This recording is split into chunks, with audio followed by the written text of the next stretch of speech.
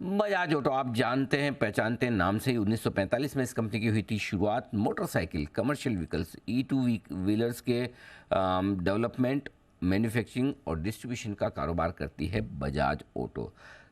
मैं जैसा कहा कि देश ही नहीं दुनिया की बड़ी कंपनियों में गिनी जाती है। तो दुनिया के सबसे बड़े थ्री व्हीलर मैन्युफैक्चरर और सेलर हैं। 70 से ज़्यादा देशों से को एक्सपोर्ट करते हैं और आय का बड़ा हिस्सा एक्सपोर्ट से आता है। आइए आज कंपनी के मंथली सेल्स नंबर्स आए हैं, उन पर भी हम मुलाकात करेंगे, बात करेंगे। मुलाकात करते हैं कंपनी के एग्जीक्यूटिव डायरेक्टर राकेश शर्मा साहब हमारे साथ कार्यक्रम में हो रहे हैं शामिल। शर्मा साहब ने दिल्ली यूनिवर्सिटी से कॉमर्स में ग्रेजुएशन किया है। अहमदाबाद से आपने पोस्ट ग्रेजुएशन डिप्लोमा किया है मैनेजमेंट में। सियाम के एक्सपोर्ट काउंसिल के सर चेयरमैन भी है और इंटरनेशनल मोटरसाइकिल मैन्युफैक्चरर्स एसोसिएशन के सर प्रेसिडेंट रहे हैं। और बजाज ऑटो ज्वाइन करने से पहले 20 साल तक आपने आईसीआई ग्रुप में भी काम किया, जो कि ब्रिटिश ग्रुप है। सर बहुत बहुत स्वागत है, धन्यवाद शर्मा साहब हमें समय देने के लिए। अगस्त के महीने के आंकड़े एक बार जरा हमारे दर्शकों को बता दूं। अभी अभी थोड़ी देर पहले आए। बजाज ऑटो ने जो गाड़ियां बेची है, टू व्हीलर गाड़ियां जो बेची है, 2,85,000 गाड़ियां बेची हैं और टोटल सेल्स जो आई है 3,41,000, एकदम उम्मीद के मुताबिक। सर पहले तो समझाएं कैसा रहा है अगस्त का महीना। ये अगस्त का महीना में प्रदर्शन डोमेस्टिक में काफी शानदार रहा। जो नंबर्स के बियॉन्ड देखना पड़ेगा थोड़ा। अगर मैं थोड़ा सा आपकी मेमोरी जॉग करूं, पिछले साल इस दौरान हम लोगों को सप्लाई चेन में सेमीकंडक्टर की जबरदस्त शॉर्टेज हुई थी, अप्रैल से जून जुलाई तक, और प्रोडक्शन लो था। इसलिए आप देखेंगे हमारा अप्रैल जून इस साल बहुत जबरदस्त ग्रोथ दिखा रहा था, वो भी गलत था। लेकिन हम लोगों ने पिछले साल अगस्त से स्टॉक बिल्डअप करना शुरू किया, तो इसलिए अगस्त पिछले साल का बहुत हाई था और उस मुकाबले में इस साल का अगस्त कम दिखाई दे रहा है। लेकिन सही तरीका ये नंबर्स को जांचने का होगा अगर हम रिटेल नंबर्स देखें। ये तो बिलिंग होती है डीलर्स की, जो असली सेल होती है वो रिटेल होती है, जो रजिस्ट्रेशन होता है वाहन में अगर आप देखें तो अभी इंडस्ट्री मोटरसाइकिल्स की 4% से ग्रो कर रही है और बजाज ऑटो का 19% से ग्रोथ हुआ है मोटरसाइकिल्स में। थ्री व्हीलर में मार्केट शेयर 80% पे पहुंच गया है और जबरदस्त रिकवरी है। अब 40 से आगे बढ़ के हम लोग 50,000 तक थ्री व्हीलर डोमेस्टिक में बेचने के लिए अग्रसर हो रहे हैं। चेतक का भी परफॉर्मेंस अच्छा इम्प्रूव किया है अगस्त में। हम लोगों को भी इसमें भी सप्लाई चेन की तकलीफ थी, उसको हम लोग ने दूर की, प्राइसेस करेक्ट किए। उसके बाद निरंतर सेल इम्प्रूव होता जा रहा है और मार्केट शेयर भी इम्प्रूव होता जा रहा है। एक्सपोर्ट्स में जो बजाज ऑटो का 50% के करीब बिजनेस ओवरसीज मार्केट से आता है, इसमें जो रिकवरी है, वो जो डिक्लाइन है वो अरेस्ट हो गया है। अब जो रिकवरी है वो धीरे धीरे बढ़ रही है। तो अगर आप देखेंगे Q1 जो था हमारा अप्रैल में जून, वो Q4 से 10% से बेहतर था।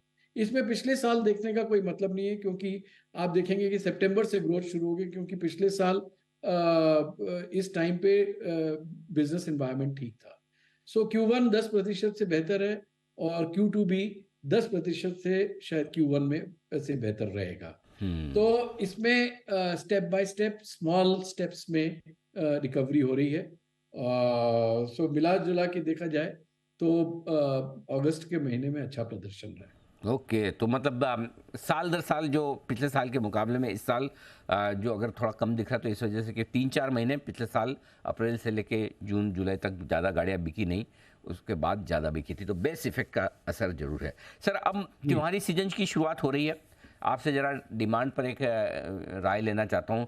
इस त्योहारी सीजन में कैसी डिमांड दिख रही है? जो हम सुन रहे हैं कि ज़्यादातर ऑटो कंपनियाँ, चाहे वो टू व्हीलर हो चाहे फोर व्हीलर कंपनियाँ हो, जबरदस्त इन्वेंट्री लेकर बैठी है। इस बार मजबूत डिमांड होगी सर। देखिए अनिल जी, जो अभी ट्रेंड दर्शा रहे हैं, डिमांड मेरे हिसाब से 5 से 8% के बीच में रहेगी। और ये अगर इंडस्ट्री को, मोटरसाइकिल इंडस्ट्री को अगर हम दो में डिवाइड कर दें, जो 100 सीसी की है वो 50% तक है इंडस्ट्री में, वो ऑलमोस्ट फ्लैट चल रही है। और जो 125 से ऊपर के मोटरसाइकिल्स हैं वो 8 से 10% के बीच में 8% 10% के बीच में चल रहे हैं। तो एवरेज 5 से 8 के बीच में आने की उम्मीद है।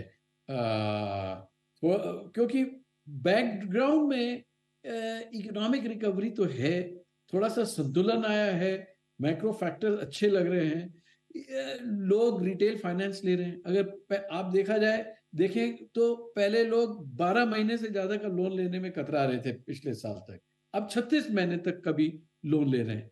ये दर्शाता है कि लोगों को थोड़ा सा कॉन्फिडेंस आ रहा है। हाँ, अगर मानसून थोड़ा और अच्छा होता, परफेक्ट मानसून होता, तो हम आशा कर सकते थे कि इससे भी अच्छी डिमांड हो सकती है। लेकिन मेरे हिसाब से अबाउट 5 to 7%, 8% तक हम आशा कर सकते हैं फेस्टिव में। सर बड़ी इंटरेस्टिंग चीज़ आपने बताई, ये तो हम सोचते ही नहीं है। मतलब लोन लेने का टेन्योर मतलब रीपेमेंट का 12 से 36 महीना होना, ये बहुत इंटरेस्टिंग चीज़ है। इसका मतलब ज़्यादा लोग लोन लेने की इच्छा रखते हैं, ज़्यादा लंबे समय की विजिबिलिटी है और ज़्यादा खरीदने का मन रखते हैं। बहुत इंटरेस्टिंग एक इंसाइट आपने दिए। अच्छा सर, एक्सपोर्ट्स के बारे में आप बताएं, क्योंकि 70 से ज़्यादा देशों में आपका कारोबार है। वहाँ के मार्केट का क्या हाल है, बाहर किस तरह का माहौल है, डिमांड कैसी है सर? अनिल जी, पहले तो 90 से ज्यादा देश हो गए हैं अब। 90 हो गए? वाह, तो बधाई हो सर, हाँ, कॉन्ग्रेचुलेशन जी।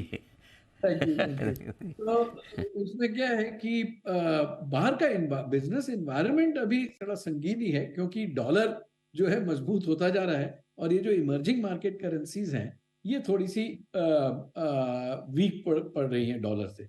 इसको लेके फिर डिवेल्युएशन होता है, और फिर वो उसको लेके इन्फ्लेशन बढ़ता है, और इन्फ्लेशन जब बढ़ता है, जबरदस्त बढ़ता है, तब फिर डिमांड पे धक्का पहुंचता है।